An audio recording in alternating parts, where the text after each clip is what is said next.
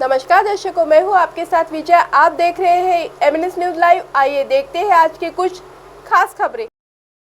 देश का पहला प्राइवेट रॉकेट लॉन्च, श्रीहरिकोटा में से भरी उड़ान। इससे कैब बुक करने जितनी आसान होगी सैटेलाइट लॉन्चिंग। देश का पहला private rocket Vikram S launch हो गया है। ये पर रॉकेट आवाज की गति से 5 गुना ज्यादा स्पीड से अंतरिक्ष की ओर गया। 81.5 किमी की ऊंचाई पर 3 पेलोड सफलता की इंजेक्ट किए।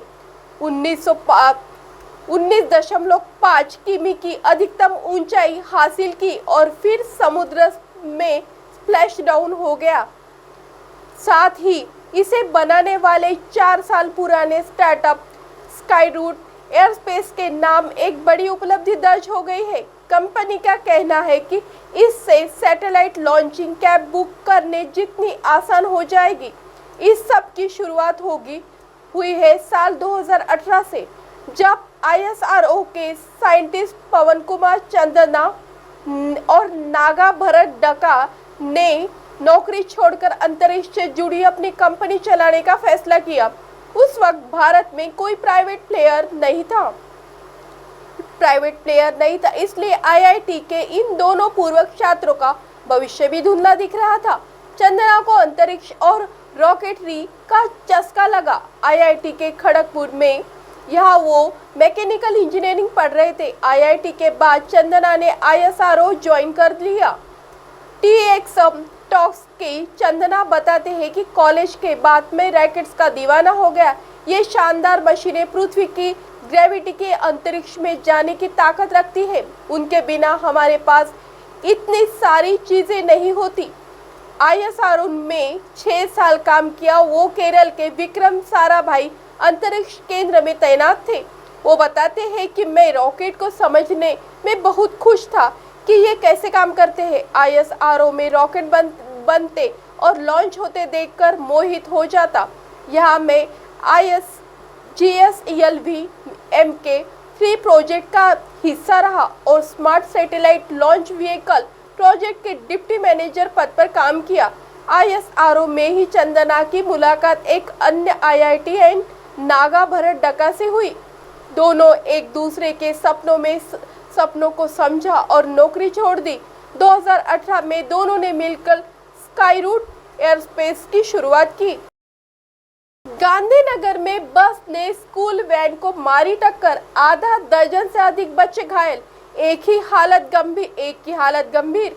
गुजरात की राजधानी गांधीनगर में शुक्रवार सुबह एक बस ने स्कूल के बच्चों को भरी एक वैन को टक्कर मार दी। स्कूल बस की सीधी टक्कर से वैन पलट गई।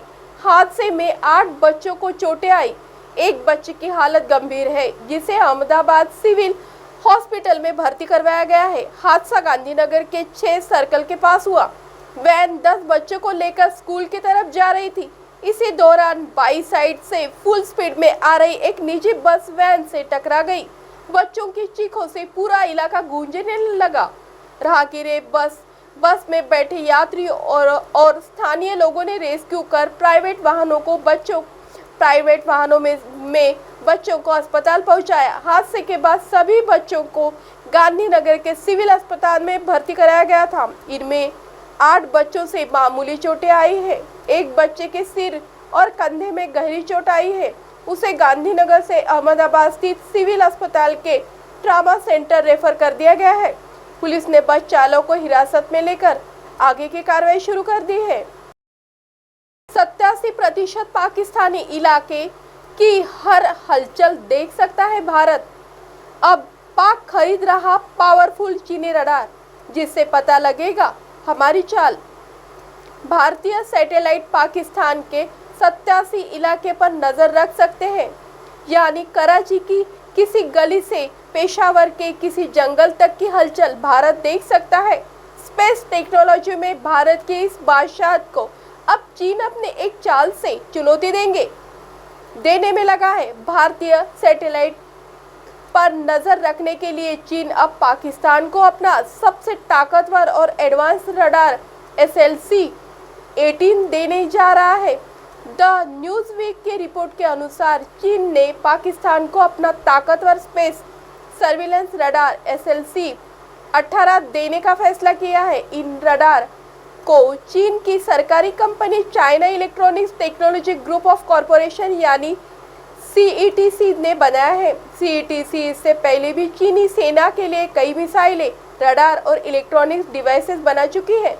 CETC डिप्टी जनरल सुन लेई का कहना है कि इस रडार से मित्र देशों को स्पेस में रॉकेट और लोकेट करने में मदद मिलेगी।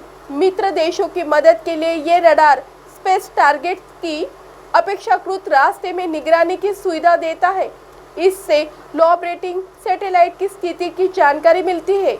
ये युद्ध के दौरान पावर बैलेंस में अहम भूमिका निभाएगा। अब आप हमारे चैनल को आपके मोबाइल पर भी देख सकते हैं। मोबाइल ऐप पर देखने के लिए प्ले स्टोर से MNS news TV app download करें। इंस्टा, लिंक, ट्विटर, हाईकूक, फेसबुक और कई सोशल मीडिया के प्लेटफॉर्म पर हमारा चैनल उपलब्ध है। आप इसे यूट्यूब पर भी देख सकते हैं। आप हमारे चैनल को लाइव भी देख सकते हैं www.mnsnewstv.com पर। फिलहाल वक्त तो चला है दर्शकों ब्रेक का। ब्रेक से लौटने के बाद देखिएगा देश और दुनिया की तमाम खबरें। बने रहिए MNS न्यूज पर। नमस्कार।